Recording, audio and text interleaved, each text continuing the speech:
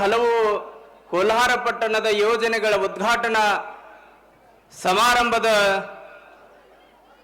ಹಾಗೂ ಹೊಸ ಕೋಲಾರದ 25 ವರ್ಷದ ಬೆಳ್ಳಿ ಸಂಭ್ರಮ ರಜತ ಮಹೋತ್ಸವದ ಅಂಗವಾಗಿ ಕೋಲಾರ ಪಟ್ಟಣಕ್ಕೆ ಆಗಮಿಸಿರುವಂತ ಕರ್ನಾಟಕ ಸರ್ಕಾರದ ಉಪಮುಖ್ಯಮಂತ್ರಿಗಳು, ಕನಕಪುರದ ಬಂಡೆ ಎಂದೇ ಖ್ಯಾತಿಯನ್ನ ಪಡೆದಿರುವಂತ ಬಹಳಷ್ಟು ಸರಳ ಸಜ್ಜನಿಕೆಯ ರಾಜಕಾರಣಿಗಳು, ಧರ್ಮನಿಷ್ಠರಾಗಿರುವಂತ ಡಿ.ಕೆ. ಶಿವಕುಮಾರ್ ಅವರಲ್ಲಿ ಶರಣುಗಳನ್ನ ಹೇಳ್ತಾ, ಹಾಗೆ ಈ ಎಲ್ಲ ಕಾರ್ಯಕ್ರಮಗಳ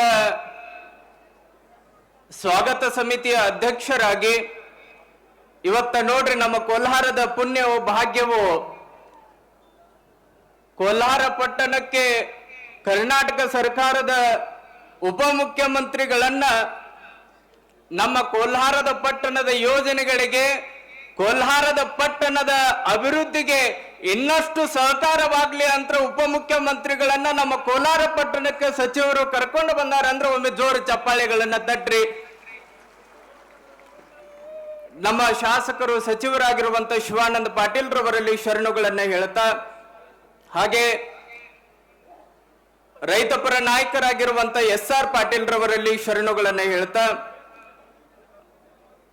ಎಲ್ಲ ಕಾರ್ಯಕ್ರಮಗಳ ದಿವ್ಯ ಸಾನ್ನಿಧ್ಯ ಸ್ಥಾನವನ್ನು ಅಲಂಕರಿಸಿ ಎಲ್ಲ ಕಾರ್ಯಕ್ರಮಗಳಿಗೆ ಬೆನ್ನೆಲುಬು ಪರಮ ಪೂಜ್ಯರು, ಗುರುವಿನ ಸ್ಥಾನದ ಪರಮ ಪೂಜ್ಯರಾಗಿರುವಂತ ಅಥಣಿಯ ಗಚ್ಚಿನ ಮಠದ ಪರಮ ಪೂಜ್ಯ ಶಿವಬಸವ ಮಹಾಸ್ವಾಮಿಗಳವರ ಶ್ರೀಚರಣಕ್ಕೆ ಅನಂತ ಕೋಟಿ ಪ್ರಣಾಮಗಳನ್ನ ಸಲ್ಲಿಸುತ್ತ, ಹಾಗೆ ದಿಗಂಬರೇಶ್ವರ ಮಠದ ಕಲ್ಲಿನಾಥ ಪರಮ ಪೂಜ್ಯರಲ್ಲಿ, ವೇದಿಕೆ ಮೇಲಿರುವಂತ ಎಲ್ಲ ಗಣ್ಯ ವ್ಯಕ್ತಿಗಳಲ್ಲಿ, ಆಗಮಿಸಿರುವಂತ ಎಲ್ಲ ಪ್ರಜ್ಞಾವಂತ ಶರಣ ತಂದೆ ತಾಯಿಗಳೇ, ಮುದ್ದು ಮಕ್ಕಳೇ, ನಿಮ್ಮೆಲ್ಲರ ಅಂತರಾತ್ಮಕ್ಕೆ ಶರಣು ಶರಣಾರ್ಥಿಗಳು.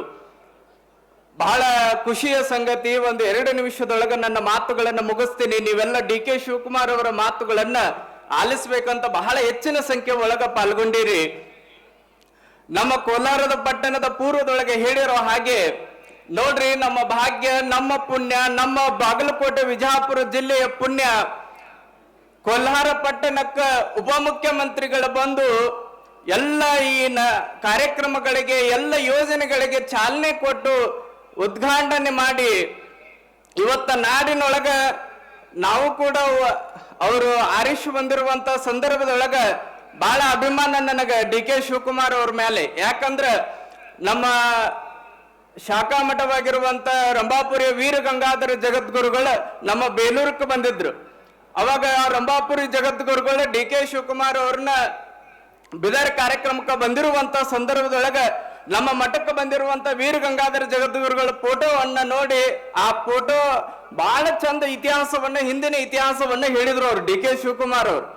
ಅಂತ ಬಹಳ ದೊಡ್ಡ ಶಿಷ್ಯರು ನಮ್ಮ ಡಿ.ಕೆ. ಶಿವಕುಮಾರ್ ವೀರ ಗಂಗಾಧರ ಜಗದ್ಗುರುಗಳು. ಅಂತ ಡಿ.ಕೆ. ಶಿವಕುಮಾರ್ ಅವರು ಈ ರಾಜಕಾರಣದೊಳಗ ಬಹಳ ಜನ ಮಾತುಗಳನ್ನ ಕೊಟ್ಟ ಹಿಂದೆ ತಕೊಂಡು ಓಡಿ ಹೋಗೋರು ಬಹಳ ಜನ ಅದಾರ.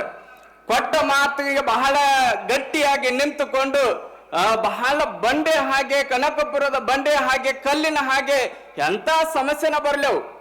ರಾಜಕಾರಣದೊಳಗೆ ನಿಮಗೆಲ್ಲ ಗೊತ್ತಿರ್ತಾವ ಎಂತ ದೊಡ್ಡ ದೊಡ್ಡ ಸಮಸ್ಯೆಗಳ ಬಹಳ, ನಾವು ನೋಡ್ರಿ ಸಣ್ಣ ಸಣ್ಣ ಕಾರ್ಯವನ್ನ ಮಾಡುವಂತ ಸಂದರ್ಭದೊಳಗ ದೊಡ್ಡ ಸಮಸ್ಯೆಗಳ ಬರ್ತಾವ, ಸ್ವಲ್ಪ ಅಂಜು ಓಡಿ ಹೋಗ್ಬಿಡ್ತೀವಿ ನಾವು. ಆದ್ರೆ ರಾಜಕಾರಣದೊಳಗ ಬಹಳ ಇಡೀ ರಾಜ್ಯವನ್ನ ಅಭಿವೃದ್ಧಿ ಮಾಡುವಂತ ಸಂದರ್ಭದೊಳಗ ಅಂತ ಇಂತ 2 ಪಾರ್ಟಿ ಅವು ವಿರೋಧ ಪರವಿರೋಧ ಎಲ್ಲವೂ ಇರ್ತಾವ.